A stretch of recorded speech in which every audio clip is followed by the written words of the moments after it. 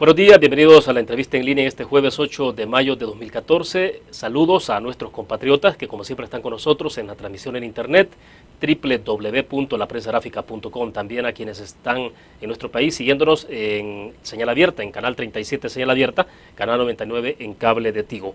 Con nuestra invitada de hoy abordaremos varios temas de importancia nacional, el caso de la remoción de tóxicos que eran de la empresa Quimagro en el caserío Loma de Gallo en San Luis Talpa, el inicio de las lluvias y perspectiva del clima, un poco también sobre desafíos para el nuevo periodo, sobre todo porque nuestra invitada, de acuerdo a lo que ha dicho el presidente electo Salvador Sánchez Serén, pues será la ministra de Medio Ambiente y Recursos Naturales. Está con nosotros en nuestros estudios Lina Paul. Ella actualmente, mientras llega o concluye este periodo del 31 de mayo, es la viceministra de Medio Ambiente de nuestro país. Viceministra, es un gusto, bienvenida. Muchas gracias, William, un enorme placer estar acá con ustedes. Y entonces, a partir del 1 de junio, la llamaremos ministra. Bueno, efectivamente, un gran honor que me ha hecho el señor presidente electo Salvador Sánchez Serén, que me ha pedido formar parte de su gabinete.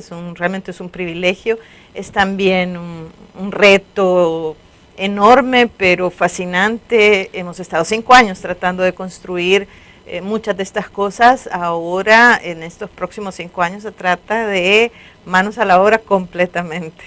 Bueno, en el transcurso de la entrevista trataremos de que nos comente un poco qué han sido 5 años y un poco cómo se ubica también esto en perspectiva para 5 años más. Y sobre todo porque ahora usted tendría la conducción total, pensaría uno, del ministerio, ¿no? O sea, como ministra.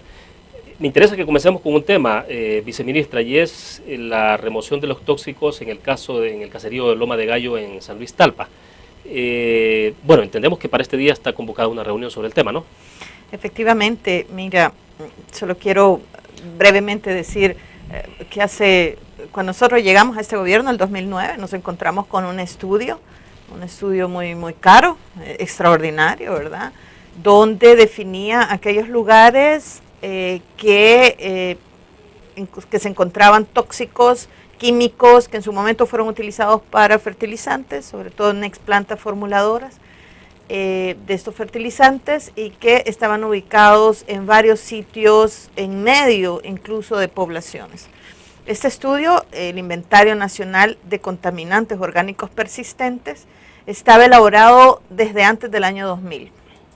Imagínate, nosotros encontramos este estudio y visitamos el primer lugar que se consideraba el lugar con el más alto riesgo. Perdón, 9 años atrás, ya estaba hecho. Ya estaba hecho, imagínate, cuando nosotros llegamos 9 años atrás. Nosotros fuimos a uno de estos lugares y siempre digo que fue uno de los días más tristes que yo he tenido durante estos 5 años de gobierno.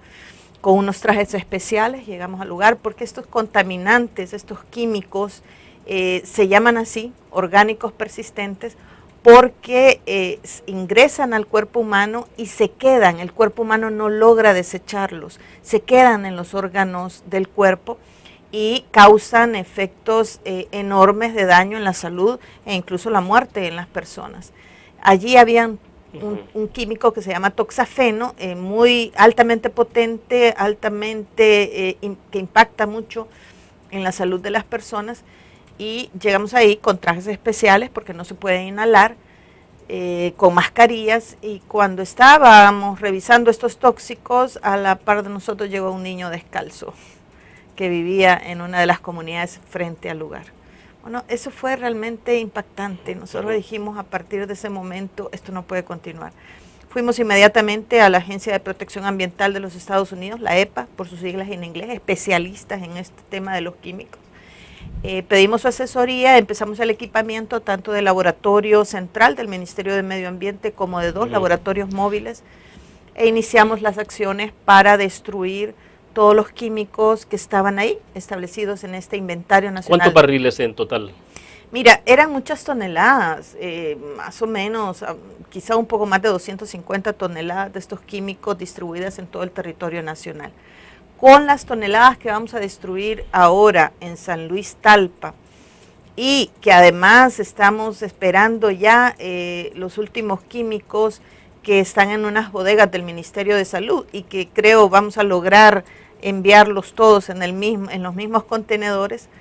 Con esto vamos a haber destruido el 100% de lo que está consignado en el Inventario Nacional de Contaminantes Orgánicos Persistentes. Yo me siento muy satisfecha en ese sentido. Logramos construir las capacidades en el ministerio para poder enfrentar este problema. Con los de San Luis Talpa, como digo, ya estamos en la recta final. Ya la empresa en la próxima semana envía sus contenedores, el equipo que va a utilizar para el embalaje y remoción de estos químicos abandonados en la ex fábrica de Quimagro. Viene el personal tanto de Gran Bretaña, la empresa es británica, como de Panamá, donde están algunos de sus técnicos regionales, para trabajar ya aquí en el sitio, y esperamos que estos químicos salgan de territorio nacional la primera quincena de junio. O sea, lleva un tiempo preparar todo esto para poder, toda la parte de embalaje, luego transportarlos hasta, ¿qué sería? ¿Al puerto? Al puerto de Acajutla. Efectivamente, mira, nosotros tuvimos el 30 de abril una reunión con las comunidades de Loma de Gallo y con el señor alcalde de San Luis Talpa. Estuvo presente también el vicegobernador del departamento y el señor diputado de ese departamento, Mario Tenorio, para presentarle a las comunidades el plan de trabajo, qué es lo que vamos a hacer, cuándo vamos a entrar. Ellos tienen que ser garantes, igual que el señor alcalde y su equipo, garantes de que todo el proceso siga el protocolo ya establecido, que nosotros fuimos a informar. Ahora, cuando habla de destrucción, no estamos hablando de que en el lugar se hará esa destrucción, sino que lo que se va a hacer es el embalaje de este material se traslada al puerto para que luego se lleve a Europa. ¿A qué país concretamente? Sí, bueno, mira, estos materiales, estos químicos van a ser adecuadamente embalados porque llevan un viaje muy largo. Salen del puerto de Acajutla, llegan al puerto de Panamá, pasan por el canal de Panamá, van a un puerto en Costa Rica del lado del Atlántico, luego a Irlanda, Gran Bretaña, va posteriormente a los Países Bajos, Alemania, para llegar a su planta incineradora con control de gases, que es una tecnología moderna, aceptada por los convenios que nosotros hemos firmado. Llega a su planta incineradora en Polonia. Ahí van a ser finalmente destruidos y es en ese momento en el que nosotros vamos a hacer efectivo el pago a esta empresa. ¿Cuánto está costando en total? Son $400,000 que cuesta solamente este proceso que se le paga a la empresa. Y digo solamente eso porque para que la empresa pueda hacer este proceso hay también un trabajo nacional importante. Nosotros este día tenemos una reunión con el Comité Interinstitucional que está conformado por diferentes instituciones del Estado para verificar que estos materiales son adecuadamente embalados, adecuadamente manejados al interior de la fábrica, que son transportados con toda la seguridad para la población salvadoreña y que son enviados finalmente desde el puerto de Acajutla. Entonces, las instituciones que participamos, siempre acompañados de la Fiscalía General, la Policía Nacional Civil, el Ejército, los bomberos que van asegurando todo el trayecto, además de otras instituciones como el Ministerio de Salud, el Ministerio de Hacienda para asegurar el tema de los fondos, que nos acompañan ya en las instalaciones. Viceministra, estos químicos no eran del gobierno, obviamente. No. ¿Qué pasó finalmente con esa parte de responsabilidad de los propietarios? O yo diría de irresponsabilidad, ¿verdad? En el sentido de bueno, lo primero que impresiona es la enorme irresponsabilidad que se tuvo en este sentido, es decir, dejar estos tóxicos tirados. En este momento el proceso está judicializado. El argumento de la empresa que en su momento estuvo de Quimagro es que el banco les quitó esta propiedad y entonces ellos no pudieron hacer una disposición final efectiva de estos materiales. Hay un proceso judicial que sigue la Fiscalía General de la República, son ellos quienes van a determinar quién es el responsable realmente de haber dejado estos tóxicos en la fábrica sin un tratamiento adecuado. Nosotros no podíamos esperar el resultado de este proceso y por eso asumimos este costo, tanto FOSAFI, quien está administrando el inmueble, como el Ministerio de Medio Ambiente, de manera de que podamos asegurar la salud y sobre todo la tranquilidad de las personas que están ahí en este sitio de Loma de Gallo.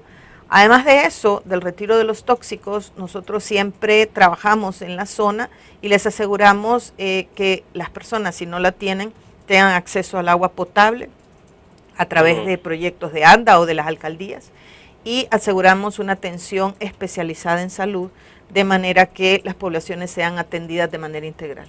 Ahora bien, para acabar con ese problema basta con el retiro de esos químicos, eliminarlos, sacarlos de ahí, o ¿qué es lo que va a pasar? Bueno, hay consecuencias, o sea. Obviamente, por eso hacemos una atención especializada en salud, pero además, antes de retirar los barriles, nosotros hicimos análisis en suelo y agua en un radio de 500 metros alrededor de la ex fábrica Quimagro para verificar si existe contaminación o no en este momento, porque si existe contaminación habría que hacer un proceso de remediación del sitio, es decir, de remover esos químicos que están causando un impacto a la salud de las personas. Afortunadamente, en este caso, que no fue el caso que sucedió, por ejemplo, en San Miguel, con los barriles de toxafeno, pero en este caso no encontramos rastros en este momento de los químicos que están en la fábrica Quimagro, en la ex fábrica Quimagro, no encontramos rastros ni en suelo ni en agua. E insisto en este momento, porque eso no quiere decir que la planta de Quimagro no hubiese podido ser un factor de contaminación para las personas que están ahí. No podemos afirmar eso, eso es precisamente lo que la Fiscalía General de la República... Pero en lo que usted se sustenta en este momento es sobre la base de estudios químicos... son análisis de suelo y agua. Recuerde que estos materiales, ya estando en contacto con la tierra y el agua, pueden degradarse a raíz de las lluvias, pueden arrastrar estos químicos. Pudo haber presencia en su momento. Desafortunadamente, y esto es increíble, nunca antes se habían hecho estudios de suelo y agua en las poblaciones. Siempre se habían hecho estudios de suelo y agua dentro de las instalaciones de los lugares a donde estuvieron guardados los químicos, pero no había una preocupación si esto había impactado en la salud, en la vida de las personas que estaban en los alrededores. Debo hacer la primera pausa comercial. Cuando regresemos, viceministra, ¿qué se puede, con el terreno en sí, qué va a pasar? ¿Habrá algo ahí? Nos cuenta después de la pausa comercial. Volvemos.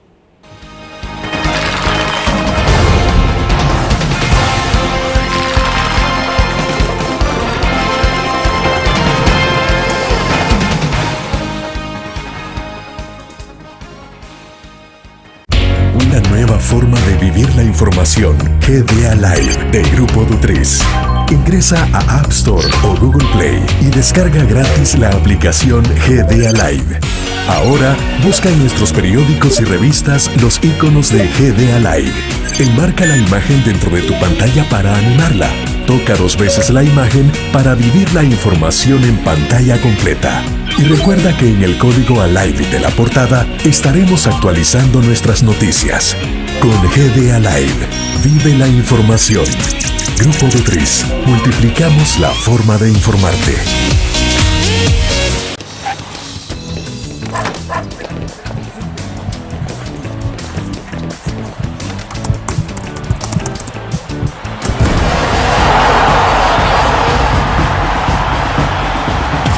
La pasión del deporte la vives también en elgráfico.com, el sitio deportivo más completo de El Salvador, con la información actualizada y resultados minuto a minuto de los partidos en juego.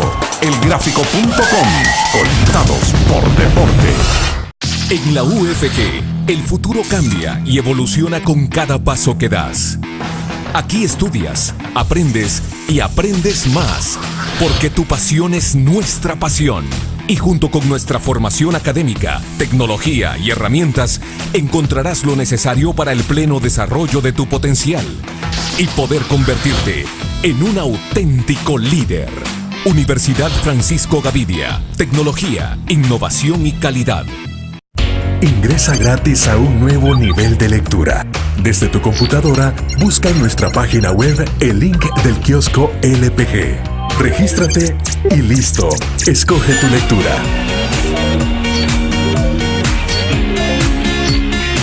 En tu tablet, iPhone o Android, ingresa a App Store o Google Play.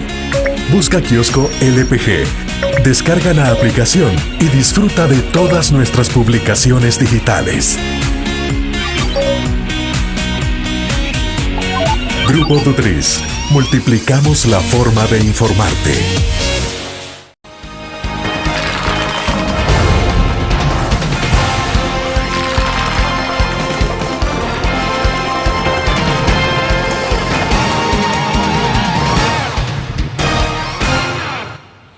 Gracias a usted que sigue con nosotros. Está con nosotros en nuestros estudios desde la sala de redacción de la prensa gráfica Lina Paul, viceministra de Medio Ambiente y Recursos Naturales. Viceministra, le preguntaba entonces en el segmento anterior qué va a pasar con el terreno, ahí donde han estado esos barriles que eran de la empresa Quimagro. ¿El terreno en sí mismo puede pasar a una especie de comodato, puede ser entregado para construir ahí un parque? ¿Qué se puede hacer? Miren, este terreno en este momento está administrado por FOSAFI, esta institución que se creó para el saneamiento de los bancos en el momento en que se hizo toda la venta de estos activos. Nosotros hemos planteado a FOSAFI de manera informal, queremos hacer un planteamiento de manera formal ya, para que este inmueble pueda ser transferido para las comunidades de San Luis Talpa. Esto como un mecanismo para resarcir en muy poca medida el daño que se hace a poblaciones que están sufriendo ya los impactos de vivir en este mundo de irresponsabilidad, en esta idea de que la tierra es un botadero y que ahí podemos tirar lo que nos dé la gana, ¿verdad? Y que tiramos estos tóxicos como si fueran cualquier cosa. Entonces estamos haciendo esta petición, yo se lo comenté al señor alcalde de San Luis Talpa, que estaba queriendo hacer esta petición. Seguramente él va a acompañarme en este esfuerzo para que este inmueble, en la medida en que podamos terminar de sanearlo, vamos a hacer los últimos estudios en algunos lados del inmueble. Dentro de las instalaciones hay todavía tierra contaminada, esperamos que eso se lleve fuera de las instalaciones de la fábrica. En cuanto este inmueble quede saneado, francamente creo que la comunidad merece tener en sus manos un parque, un bosque, un lugar que puedan disfrutar y pensar que las cosas pueden cambiar, que si hacemos las cosas de manera responsable es un beneficio para nosotros. ¿De cuántas manzanas estamos hablando, hectáreas? Fíjate que no sé exactamente cuánto tiene el terreno, no tengo idea cuánto tiene el terreno, pero es un terreno bastante grande. Bien, ahora una curiosidad, cuando usted me decía de la cantidad de barriles de lo que tienen contabilizado ustedes, ya levantado en censo o en estadísticas, todo eso es lo que se va a transportar hacia Polonia. Pero no hay, viceministra, no hay algún subregistro, no hay por ahí algunos datos, información que les indique dónde puede haber más. No, William, mira, nosotros lo hemos dicho ya, para nosotros este inventario nacional de compuestos orgánicos persistentes o contaminantes orgánicos persistentes es solo la punta del iceberg. Recientemente una empresa privada que está ubicada en unas instalaciones de una ex cooperativa algodonera quiso hacer una cancha de fútbol, entonces tuvo que hacer alguna remoción de tierra y se encontró unos barriles de tóxicos enterrados. Y yo digo, esta irresponsabilidad en el mejor de los casos significó haber dejado tirados estos barriles de tóxicos, pero muy probablemente en algunos de los casos y quizá en muchos de los casos estos barriles fueron enterrados. Nosotros hemos solicitado nuevamente la cooperación de la Agencia de Protección Ambiental de los Estados Unidos, de la EPA, para ahora adquirir el equipo de manera que podamos identificar los enterramientos en algunos lugares prioritarios, sobre todo las ex cooperativas algodoneras, las ex plantas formuladoras y las pistas de aterrizaje de donde salían los aviones con veneno para regar, sobre todo en los algodonales del país. Vamos a hacer esto, sabemos que está la tecnología. ¿Es ese equipo como de sonar, algo así? Efectivamente, está ya la tecnología para poder identificarlos. Creemos que esa es nuestra segunda fase. Bueno, primero habría que eliminar esto, pero ahora vamos a empezar a buscar estos enterramientos. Ya estamos capacitados para hacerlo y ya sabemos los procedimientos que tenemos que seguir. Ahora, estos barriles que encontraron en ese lugar, en esa cooperativa, no es en San Miguel. No es en San Miguel. Los que encontramos fueron aquí, en San Salvador, en Soyapango, imagínense. O sea, dentro de las ciudades ya. Y esto es grave porque Podría ser que algunos de estos enterramientos estén muy cercanos a aguas subterráneas, a aguas que pueden ser contaminadas y que significan un impacto, porque ahí pueden estar pozos. Bueno, porque son barriles plásticos o metálicos. En algunos de los casos son barriles plásticos, en muchos de los casos de lo que se utilizaba en aquel momento son barriles metálicos, de manera que esto es terrible, porque el químico en muy pocos años sale fuera de eso cuando se corroe. Bien, hablemos de otros temas. Se está hablando mucho con la llegada, y esto me imagino que ya será parte un poco de la responsabilidad suya en el próximo quinquenio. Se está hablando mucho de cómo reactivar la economía de este país, de cómo generar condiciones para la inversión, de cómo generar mecanismos más expeditos en todos los temas de la construcción, etcétera, etcétera. En esto juega un papel importante medio ambiente, en términos de los permisos y ese tipo de cosas, y hemos escuchado declaraciones del presidente electo hablar de que se tratará de hacer un mecanismo que sea mucho más expedito. ¿Cómo entran ustedes entonces en esa parte a trabajar? ¿Cómo van a hacer para poder entonces hacer que estos procedimientos sean mucho más rápidos y entren en la lógica de dinamizar la economía? Efectivamente, mira, el país necesita inversión. El país necesita crecimiento económico, necesita generación de empleos. Si hay un elemento de la biodiversidad de este país que es el más importante, sin duda es el ser humano. Entonces tenemos que crear condiciones para eso. Pero no debemos olvidar que estamos en un país enormemente degradado, altamente vulnerable. Hemos perdido en los últimos 30 años el 2.4% del Producto Interno Bruto en promedio cada año por efecto de los desastres naturales. Fíjate, el Fondo Monetario Internacional ha dicho el bajo crecimiento de la economía salvadoreña se debe, entre otros factores, menciona por supuesto la baja inversión doméstica, pero dice se debe al efecto de los choques climáticos, el bajo crecimiento de la economía. Entonces, tenemos que agilizar el tema de los permisos sin perder la rigurosidad, en el sentido de que no podemos generar mayor daño, mayor impacto a un de por sí ambiente altamente degradado. Y creo que estamos listos. Mira, en estos 5 años de gobierno... Perdone, viceministra, pero ¿cómo se logra eso? La compatibilidad siempre ha sido un desafío, la compatibilidad del desarrollo económico del mundo, de los países en el mundo, con el tema de conservación del medio ambiente. O sea, es un desafío. Y yo te diría que al revés, en realidad en el mundo ahora se ha dado cuenta de que invertir en el tema ambiental es asegurar un alto crecimiento económico. Eso los países se han dado cuenta, eso es, digamos, la gran noticia dentro de la gran desgracia que está viviendo el planeta. O sea, el planeta está viviendo una situación extraordinariamente dura por la alta degradación ambiental que se ha tenido, pero que a esto se ha venido a aunar el efecto del cambio climático. Nosotros no teníamos los efectos del cambio climático, nosotros no teníamos choques climáticos extraordinarios.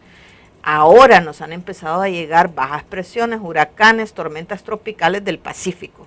El Pacífico por eso se llamaba Pacífico, porque generalmente era un océano donde no había mucho movimiento, era el Atlántico donde se daban todos estos huracanes, el Pacífico era Pacífico. Ahora ya dejó de ser Pacífico, en realidad el Pacífico está generando muchos sistemas que impactan.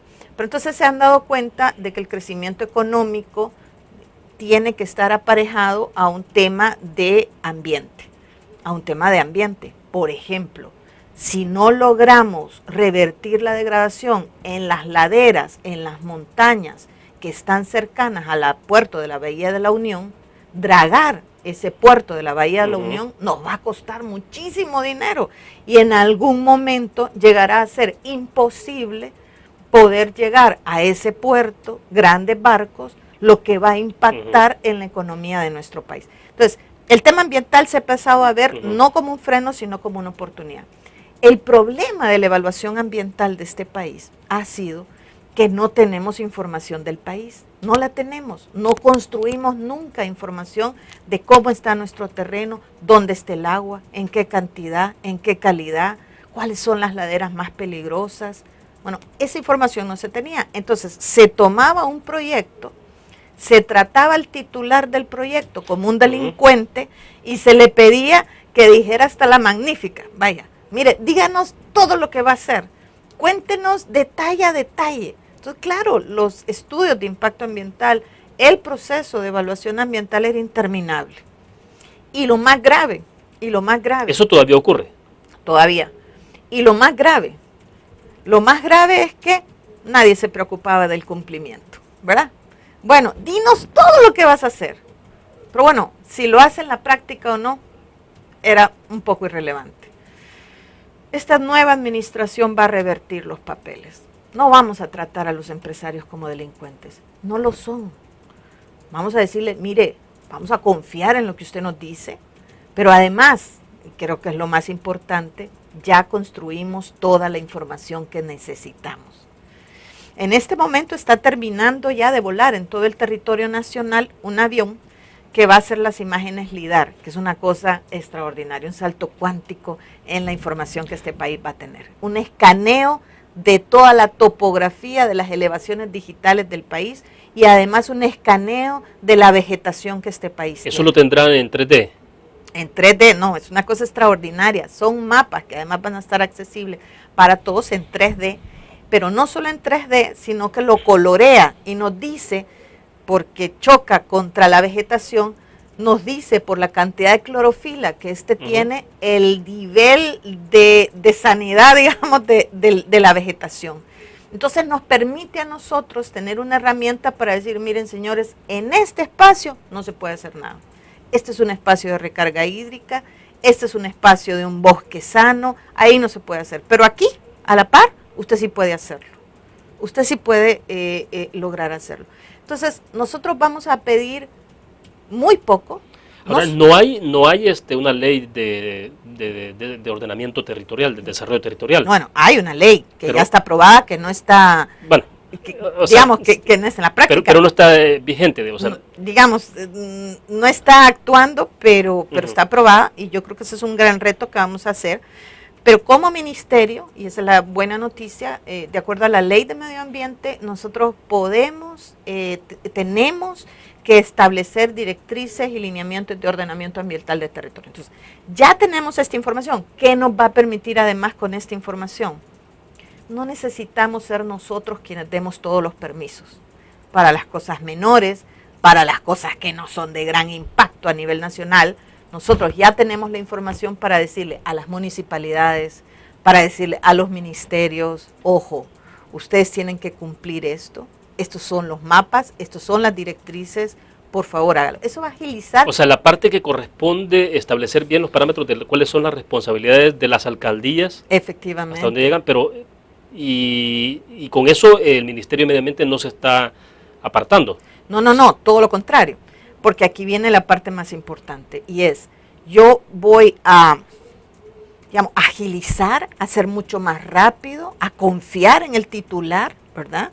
Van a hacer declaraciones juradas en lo que va a hacer en este proyecto.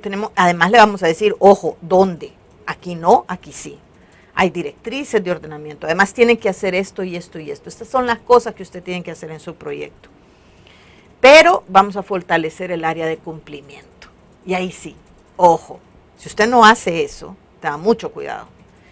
Y la buena noticia es que estamos por salir con los tribunales ambientales, de acuerdo a las últimas declaraciones que hizo el diputado Mario Tenorio de la Comisión de Puntos Constitucionales, Asuntos Legislativos y Puntos Constitucionales. Él dice que están por ya sacar los tribunales ambientales, que estamos listos, esperando, tanto la Corte Suprema de Justicia como el Ministerio de Medio Ambiente, esperando para ponerlos en práctica. Entonces estarán los tribunales ambientales, estará un ministerio trabajando más por verificar el cumplimiento y menos por exigir más papeles y más papeles, que este país ha demostrado a toda costa que por más papeles que pidas, si no estás verificando que esto se cumpla, de nada nos sirve. Bien, hacemos en este momento una pequeña pausa comercial, regresamos con más.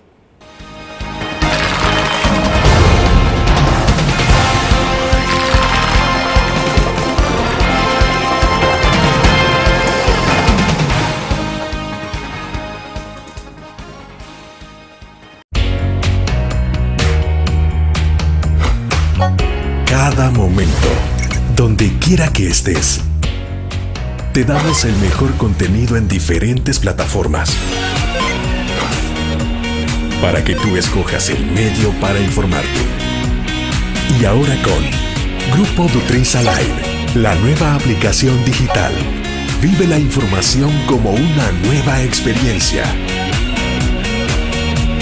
Multiplicamos la forma de informarte. Grupo Du3.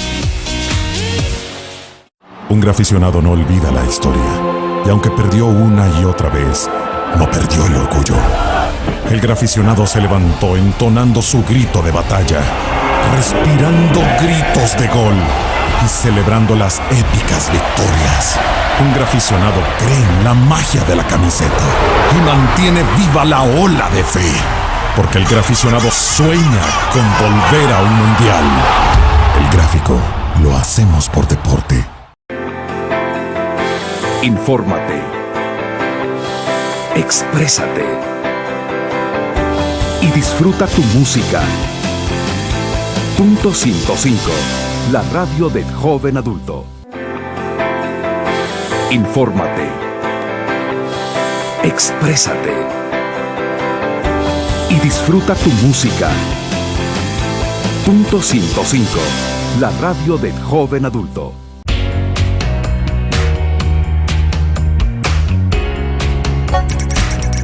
Cada momento, donde quiera que estés, te damos el mejor contenido en diferentes plataformas para que tú escojas el medio para informarte. Y ahora con Grupo Du3 Alive, la nueva aplicación digital. Vive la información como una nueva experiencia en tu periódico. Multiplicamos la forma de informarte. Grupo Du3.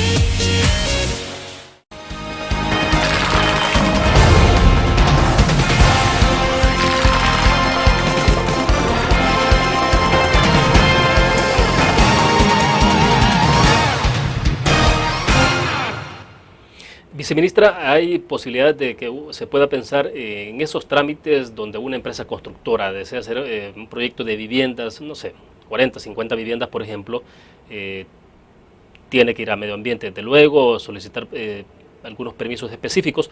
En esos casos particulares, viceministra, ¿han establecido ustedes cuánto tiempo pueden tardar o reducirse ciertos procedimientos que ya se están haciendo, o algunos pueden pasar directamente a las alcaldías en estos casos?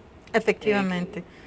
Creo que es importante que nos pueda explicar con algún ejemplo. Digamos, con esas reformas que pretendemos realizar, en donde el ministerio vería únicamente vería aquellos casos que generan un alto impacto en recursos estratégicos del país. Por ejemplo, ciertamente tendríamos que ver todos los proyectos relacionados con energía, presas hidroeléctricas, plantas de gas, etcétera. Ciertamente tendríamos que verificar eso para la protección de la salud.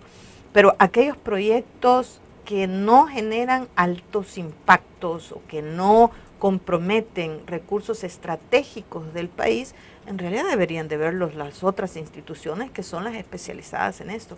Es que mire, a nosotros por ley nos llegan hasta modificaciones insignificantes de los proyectos ambientales. Es decir, fíjese que la calle que yo iba a pasar, en el momento me encontré con que habían en medio de eso 2 árboles viejos, entonces ya tengo que cambiar el permiso y hay otra vez un procedimiento que entonces la cosa es interminable.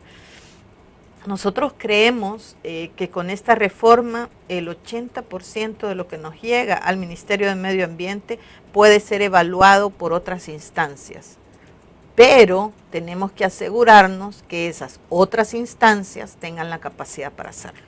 O sea, no es decir, mira, yo no quiero saber nada de esto y no me importa cómo lo hagan otros. Evadamos nuestra responsabilidad, porque la responsabilidad ambiental es nuestra. La responsabilidad de que estos recursos no se comprometan más de lo que ya están comprometidos es nuestra.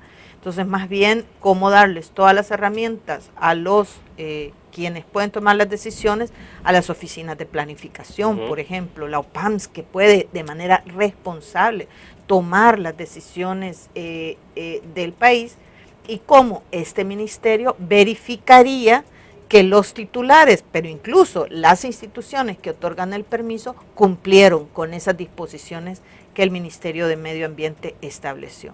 Entonces, si es un proyecto que está en una zona donde no hay riesgo, si es un proyecto que no impacta al medio ambiente, si es un proyecto que respeta el uso de suelo que este terreno tiene, si es un proyecto cuyo diseño respeta la arborización que hay ahora, entonces vamos a apoyarlo. Ahora, por ejemplo, y esto es un tema perverso, está el tema de la compensación. Te volaste 600 árboles, entonces vas a ir a sembrar otros tantos fuera de esa zona. Y en realidad lo que deberíamos hacer es decir, haz tu diseño respetando la mayor cantidad de árboles que hay ahí, porque son importantes para tu residencial mismo. Y quienes hagan eso van a tener un fast track todavía mayor, van a tener una línea rápida. Entonces, todas esas regulaciones las vamos a hacer nosotros como Ministerio de Medio Ambiente. Por ejemplo, vamos a hacer una normativa donde diga no es posible hacer estacionamientos que no sean estacionamientos que tengan la capacidad de permearse en el suelo. Una norma. O sea, ya no la plancha de cemento habitual, digamos. Exacto, ya no la plancha de cemento. Ajá. Entonces, no ir caso por caso verificando si el estacionamiento es así o no. Ahora bien, ¿es un problema estrictamente de la ley? ¿Es que la ley ha exigido que esto sea así o la misma ley da la oportunidad para que se pueda modificar esto? No. O cuando se habla de reformas, en concreto, ¿qué tipo de reformas? Estamos evaluando todas las opciones, incluso la de reformar la ley de medio ambiente, el reglamento y cualquier otra que se haya constituido para, digamos, para no permitir agilizar el tema del otorgamiento de los permisos. E insisto, no se trata de agilizarlo solamente, sino agilizarlo con responsabilidad, porque de eso no vamos a evadir. Este es un territorio muy degradado, entonces el permiso ambiental debe ser un instrumento de gestión de los recursos naturales, de gestión sostenible de los recursos naturales.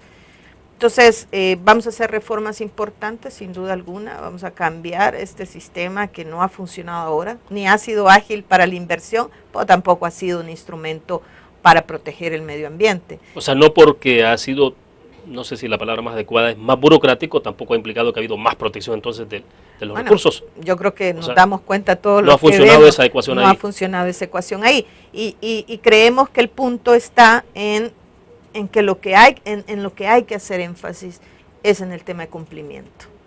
La gente debe cumplir las disposiciones de las autoridades nacionales, debe verificar que lo que está haciendo no está comprometiendo los recursos naturales del país, que no está generando riesgos para esas poblaciones. Eso es lo más importante ahora para nosotros.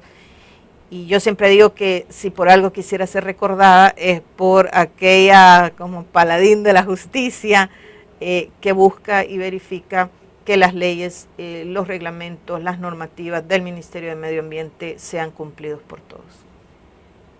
Ahora es bastante trabajo también, ¿no? Verificar el cumplimiento no es cualquier cosa, o sea.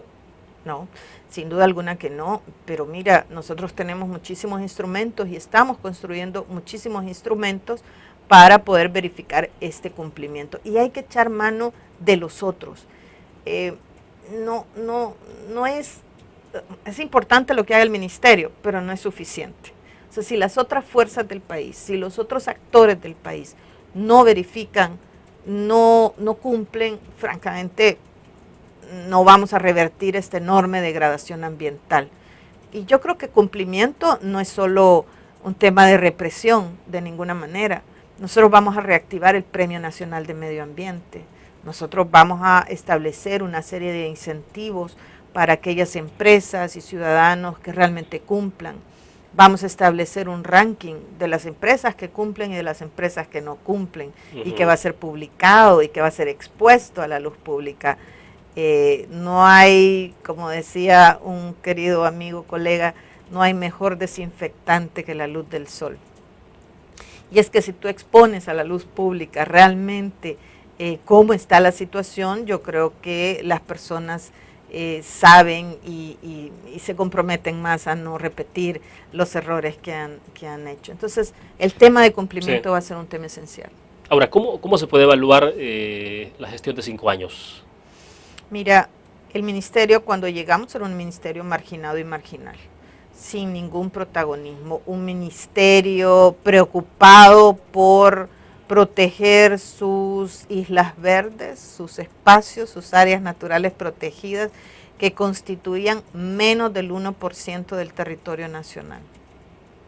Un ministerio que hacía eso y otorgar permisos ambientales, un ministerio que no asumía de manera enérgica, articulada, comprometida la gestión ambiental.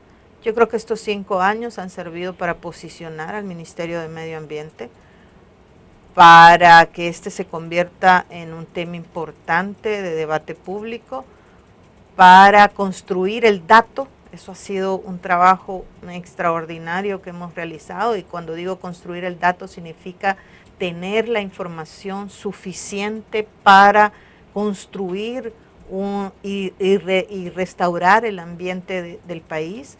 Mira, tenemos un centro de monitoreo de amenazas que es el más potente de la región. Eso nos ha permitido rescatar todos los datos de lluvias, sismos y demás. Tenemos ahora, como digo, ya en noviembre vamos a tener listo el balance hídrico, y en abril del 2015 el primer Plan Nacional Hídrico del país, con financiamiento para ejecutar las primeras acciones. Esto es cómo aseguramos una gestión del recurso agua de manera adecuada, cómo llevamos agua a donde no hay, cómo preservamos el agua donde sí hay.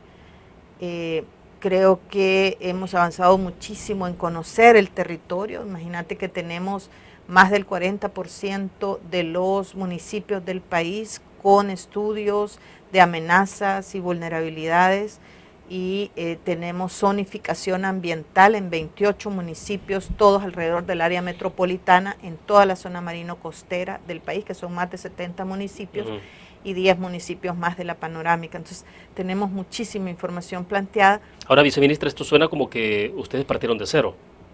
O sea, mira, no, tampoco es tan... no, yo te diría que el ministerio contaba con un personal extraordinario, una gente altamente capacitada. Diría que habían estudios que no se sacaban a la luz pública, sin duda. Por ejemplo, el estudio de calidad de agua del país, que es un estudio muy importante, un estudio de calidad de agua del país que verificaba estos, tenía más o menos establecido 55 puntos del país, 55 ríos del país que están siendo constantemente evaluados. Pero eran estudios que estaban engavetados, no se permitía su salida. Imagínate que el tema de los permisos ambientales, de los estudios de impacto ambiental que el ministerio manejaba, se decía cuando nosotros llegamos que eran estudios que tenían que estar en un cuarto, que no podían ser fotocopiados por nadie, no podían ser fotografiados y podían ser únicamente consultados en ese cuarto durante 10 días. Nosotros dijimos, ¿dónde está eso? Enséñame la norma, el reglamento. No, estaba en la mente de alguien o en la decisión en algún momento de algún ministro. Ahora los estudios de impacto ambiental son públicos, están para todas las personas, están en la página web, los enviamos a las alcaldías, dejamos los documentos ahí, porque claro que la gente tiene que saber qué es lo que está pasando. Entonces, creo que habían grandes capacidades personales, pero no había un rumbo definido, no había una agenda de lo que se iba a hacer en el 99% del territorio nacional, que es donde están los graves problemas ambientales, ¿verdad? Que es donde están. Y que nosotros dijimos, para preservar estos espacios verdes, realmente tenemos que resolver el mar tóxico que lo rodea. Ya. Bueno, tenemos que hacer la última pausa comercial. Cuando regresemos hablemos un poco de la situación de inicio del invierno. Esto es importante para los agricultores, en tanto, de alguna forma, la información que ustedes puedan facilitar ayuda para que ellos puedan tener una noción de cuándo comenzar a sembrar. De alguna forma esto está vinculado también obviamente con el Ministerio de Agricultura. Pero bueno, hablamos de ese tema, la situación concreta del volcán de Chaparrastique de San Miguel. Entendemos que tiene doble amenaza, la posibilidad de deslaves, pero bueno, la misma sismicidad que se está generando y la erupción. Vamos a la pausa.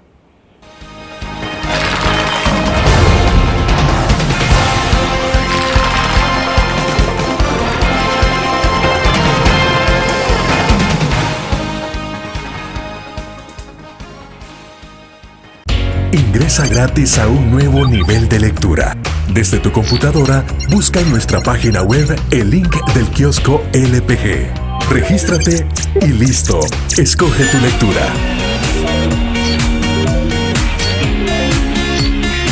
En tu tablet, iPhone o Android, ingresa a App Store o Google Play. Busca kiosco LPG.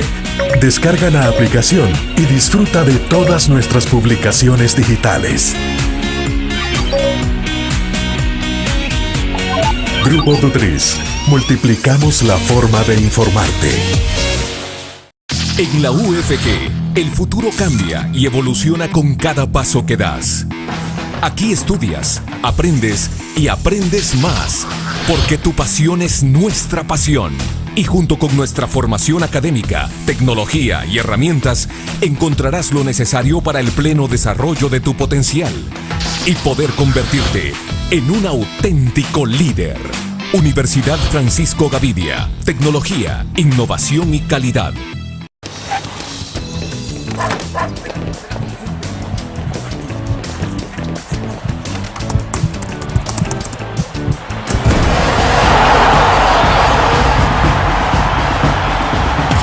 La pasión del deporte la vives también en elgráfico.com, el sitio deportivo más completo de El Salvador, con la información actualizada y resultados minuto a minuto de los partidos en juego. Elgráfico.com, conectados por deporte. Una nueva forma de vivir la información. GDA Live de Grupo Dutris. Ingresa a App Store o Google Play y descarga gratis la aplicación GDA Live. Ahora, busca en nuestros periódicos y revistas los iconos de GDA Live. Enmarca la imagen dentro de tu pantalla para animarla. Toca 2 veces la imagen para vivir la información en pantalla completa. Y recuerda que en el código ALIVE de la portada estaremos actualizando nuestras noticias. Con GDA Live, vive la información. Grupo Dutris, multiplicamos la forma de informarte.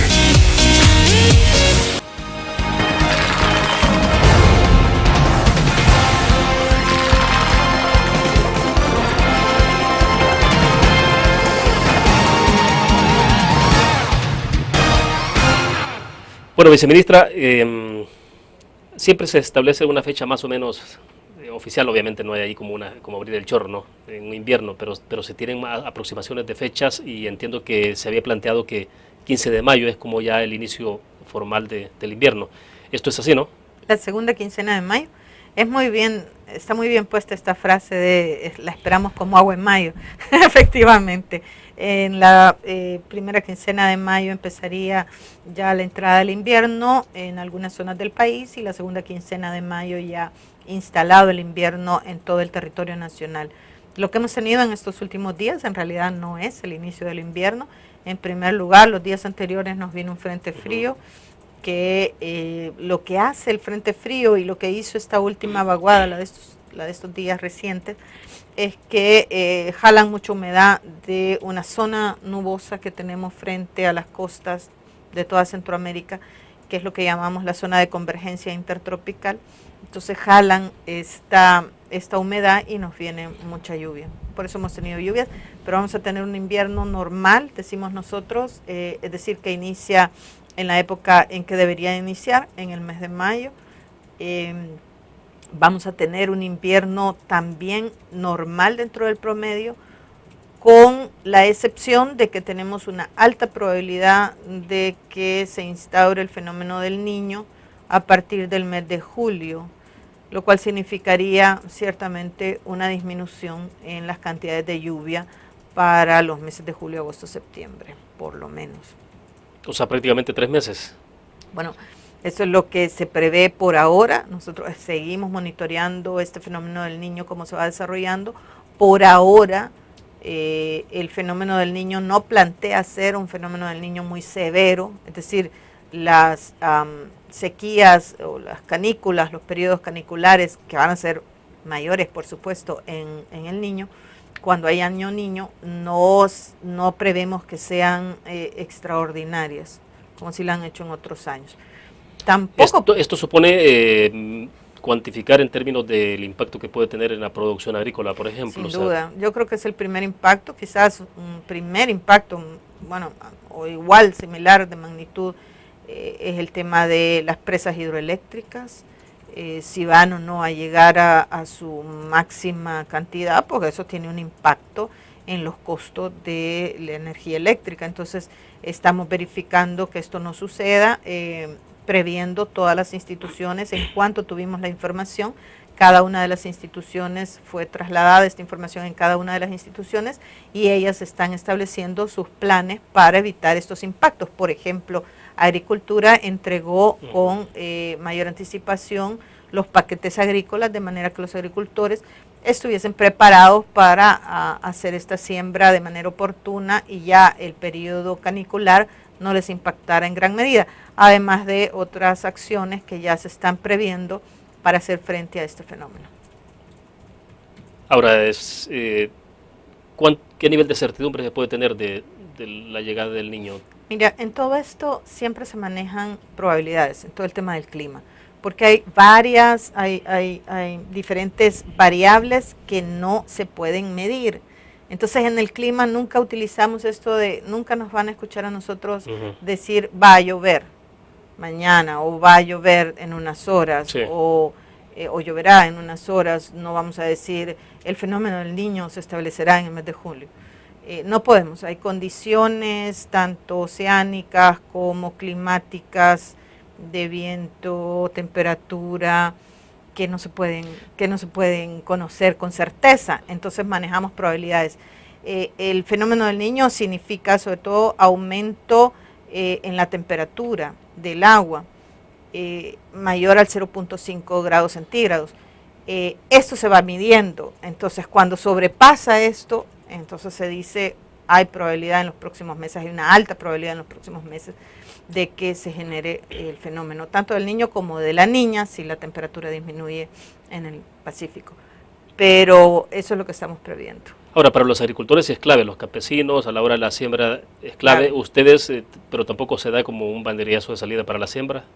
No, agricultura, si es oportuno hacerlo, eso es posible. Precisamente lo que determinan las autoridades de agricultura y ganadería.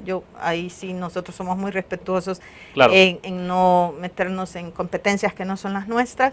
Nosotros damos la información en cuanto la tenemos de las probabilidades, si son altas, medias, bajas, de la probabilidad del impacto que va a tener, que no va a ser muy severo, dónde estarían las zonas de mayor impacto del fenómeno del Niño, como digo siempre en la zona oriental, cuáles son los meses. Entonces esto les permite a las instituciones tomar las medidas del caso. Ahora, ¿se está registrando un aumento de la temperatura? ¿Ya está confirmado eso? A nivel mundial hay una tendencia ya a explicar que a eso vamos. ¿El país lo está experimentando? Sí. Y esto tiene que ver con fenómenos particulares en este momento. No lo habíamos visto hasta el mes pasado, y digo no lo habíamos visto todos los países que estamos en esto. Nosotros nos reunimos a nivel de toda la región centroamericana para establecer las perspectivas del clima cada 3 meses. Lo hacemos de manera regional, aunque cada país lo hace a nivel de su país, a nivel nacional, y llevamos esto para tener una perspectiva de lo que va a ser el clima a nivel regional. De acuerdo, como ya casi estamos cerrando, viceministra, en el tema concreto del volcán Chaparrastique, al final, entonces, ¿qué medidas están adoptando ya emergentes? O sea, porque ya comenzó la lluvia, ustedes dieron conferencia también, si no mal recuerdo, la semana pasada, hablando del tema Protección Civil en general habló del tema, de deslaves, pero también de que no se descarta una tercera erupción.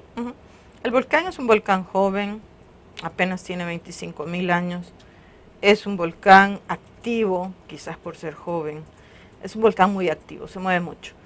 Hemos visto que continúan altas las unidades de vibración del volcán, que son medidas por unidades de RESAM. Cuando vean la palabra RESAM, sepan que son las vibraciones del volcán. Continúan las vibraciones, más o menos, por lo menos el día de ayer estuvieron un promedio de 150 unidades de RESAM, Tomen en cuenta que cuando empezamos la crisis el volcán se mantenía en 20 unidades de RESAM y ahora están en 150. Cuando hizo erupción fueron más de 1000 unidades de RESAM, se movía mucho. Siguen los sismos en el flanco norte del volcán Chaparrastica, sismos no sentidos, sismos pequeños. Si hubiese una erupción con alta probabilidad saldría lava por el flanco norte de ahí, porque son sismos, algunos de ellos de ruptura. Continúan los pulsos de gases. Perdón, cuando habla de sismos de ruptura, supone entonces que se está quebrando la roca, está abriéndose. Podría ser. Abriendo brecha la lava. Podría ser, podría no llegar a constituir, podría establecerse incluso una normalidad en estas vibraciones, que esa sea su nueva normalidad, podría ser. Estos no son premonitores de una tercera erupción, pero no podemos descartarla. Es decir, podrían ser elementos en donde el volcán está buscando su estabilidad. Estamos viendo pulsos de gases, este humo que sale del cráter del volcán. Incluso el día de ayer los observadores locales afirmaron ver pulsos de hasta 900 metros, lo cual es bastante alto. Los días anteriores estuvimos de 600 metros. No podemos establecer una relación entre lluvias y ese pulso de gases, pero ciertamente en ese pulso de gases hay vapor de agua. Es decir, cuando el agua de la lluvia entra al cráter con ese material incandescente, pues hay vapor de agua, entonces eso se puede combinar con los gases que salen y por eso las plumas son más altas. Pero el problema ahora es el material suelto de ambas erupciones, de la primera y la segunda erupción. Es una amenaza real. Es una amenaza real. Hay material suelto, es un material suelto que ya fue evaluado tanto por el Ministerio de Obras Públicas como por el Ministerio de Medio Ambiente. Japón ayudó al Ministerio de Obras Públicas, ya hicimos un cotejo de los estudios de ambas instituciones que coinciden bastante. Tenemos determinados mapas de amenazas por la ARES, es decir, por material que puede salir por los distintos lados del volcán, por los quebradas que hay, etcétera. Y entonces se plantea que hay que hacer algunas obras de mitigación, pero además que hay alguna población que es mejor que salga de donde está ubicado, por lo menos en la época de lluvia. Ahora, esta población, viceministra, estuvo es la que siempre ha vivido en la zona. Sí. Para la primera erupción salió del lugar, fue evacuada, sí. Ha regresado ahora. Sí. ¿No será que en algún momento determinado hay algún segmento de población que no debe volver a vivir en la zona? ¿Se ha llegado a esa conclusión o todavía no? Mira, el señor Fukuoka, que es el geólogo que ha estado acompañando al Ministerio de Obras Públicas, se sorprendía de que en nuestro país las poblaciones vivan alrededor de los volcanes. Es que en ningún lado, porque es obviamente zonas peligrosas, los volcanes hacen erupción, los volcanes activos hacen erupción y aquí las poblaciones viven ahí. Pero hay que... Somos un país pequeño, somos un país poblado, hay que aprender a vivir con el enemigo, como se le dice, aunque es un gran amigo, porque los volcanes son zonas de alta recarga hídrica y muy, digamos, muy fértiles, entonces la gente prefiere vivir ahí. El punto es que hay algunas personas que sí están en zonas de alto riesgo y esas personas son las que hay que proteger, a esas familias. Obviamente el sistema de protección civil, la Comisión de Protección Civil está buscando las alternativas. Pero sí hay que llegar a ese extremo, de reubicar personas y que no vuelvan a vivir ahí. Obviamente, hay unas zonas en que son altamente peligrosas y que no sería recomendable que estuvieran ahí. ¿Cuántas son? No, yo como siempre prefiero no hablar de eso porque son las autoridades, es el sistema de protección civil, es la Dirección de Protección Civil que maneja el número de personas, las alternativas que se van a dar. A nosotros nos gusta ser muy precisos en lo que decimos y son ellos quienes manejan esta información. Ahora, para concluir, la sismicidad que de alguna forma se ha estado experimentando en el país en diversos puntos, ¿cómo se está planteando eso? ¿Son fallas locales? ¿Sobre todo tiene que ver con la placa de Cocos y el Caribe? ¿O? Mira, yo sé, me llegó algo por Facebook increíble que ponía sismos en todas partes del mundo y cómo iban creciendo y que se han incrementado los sismos en todos los lugares del mundo. Yo creo que se ha incrementado, bueno, no puedo hablar si esto es verdad o no, no hay todavía una teoría científica que diga que que el cambio climático y el deshielo en los polos está provocando mayores números de sismos, no nos atrevemos a decir eso. Hay algunos que sí, algunos ambientalistas que lo dicen, nosotros no. Pero lo que sí podemos decir es que en El Salvador nosotros reportamos ya los sismos, incluso aquellos que no son sentidos, pero que son importantes que sean registrados. Entonces, la población tiene la sensación de que hay más sismos en el país y en realidad lo que hemos hecho es reportar más sismos. Y sobre todo si ve el punteo rojo en todo el territorio, prácticamente se marca todo el país. Yo sé. Entonces, reportamos más, no quiere decir que haya más, pero lo que también es cierto es que estamos en una de las placas más movidas del mundo, tenemos alta probabilidad siempre, no podemos decir vamos a tenerlo ya, pero con toda seguridad vamos a tener un terremoto, un sismo muy grande, de manera que hay que estar siempre preparados. Bueno, perfecto, se nos agotó el tiempo. Viceministra, esperamos entonces contar con usted ya el próximo mes como ministra, ¿será? Bueno, muchísimas gracias. Gracias, muy gentil, muy amable. Gracias. Bueno, terminamos de esta forma la entrevista en línea. Gracias a ustedes que nos acompañaron. Nos vemos mañana, 6:45 de la mañana, con el noticiero de la prensa gráfica, 7 en punto, la entrevista en línea.